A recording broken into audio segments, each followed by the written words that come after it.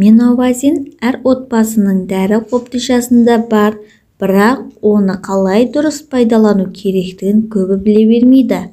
Сондықтан кез келген дәріханада табылатын бәріне қолжетімді бағадағы дәріні қолдануға пайдалы кеңестер ұсынамын.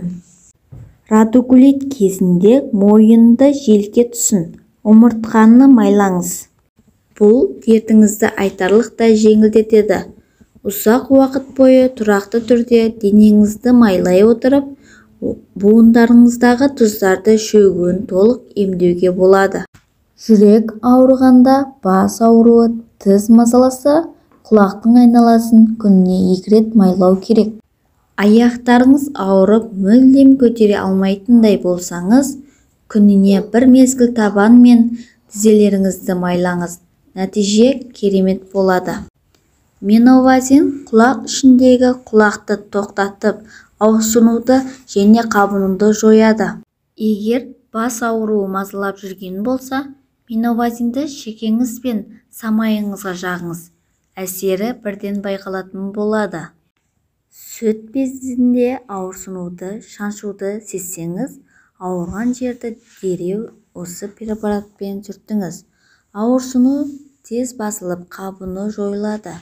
Онкологиялық аурулар кезінде қолдануға болмайды. Суық тиіп, жөтел мазаласа, денеңізге меновазин сүртіңіз. Арқа мен кеуде тұсына, мойынға жақсылап сылап, төсекке кіріп, жылы жерде жатыңыз. 2-3 рет жасау арқылы жөтелден құтылуға болады, және сіз қайта ауырып қалмайтын боласыз. Егер сізде ангина басталса, дәрігер тағайындаған дәрі-дәрмектерден басқа меновазинмен тамақ аймағын сүртіңіз. Жылы оранып жатыңыз. Ал мұрын бітеліп жатса, алдымен бір мұрын тесігін жауып иіскеп, содан кейін екінші мұрынды жауып қайталайсыз.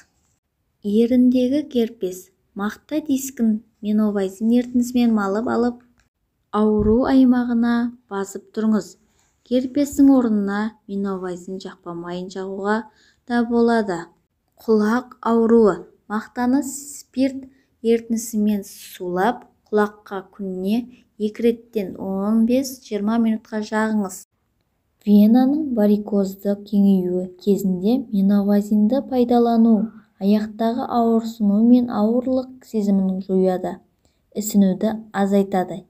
Ерітіндіні табаннан жоғары қарай жеңіл қозғалыстармен жағу қажет. Егер сіз ұйқысыздықтан зардап шегетін болсаңыз, меновазиннің спирттік ерітіндісіне мақта тампонын сулап, желкені құлақтан құлаққа дейін сүртіп шығу қажет. Ешқандай ұйықтататын препараттардың көмегінсіз-ақ тыныш ұйықтай аласыздар. Гайморитте меновазинді ауырсыну белгілері мен ісінуді басу үшін қолданылады. Аурудың көзі, инфекция, оған препарат әсер етпейді.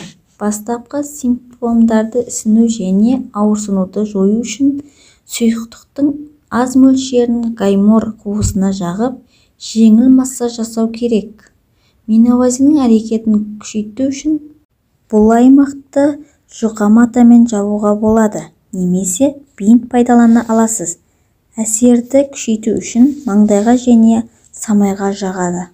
Достар, менің пайдалы кеңестерім сіздерге ұнаған болса, менің каналыма тіркеліп, лайк басып, өз ойларыңызды жазып кетіңіздер.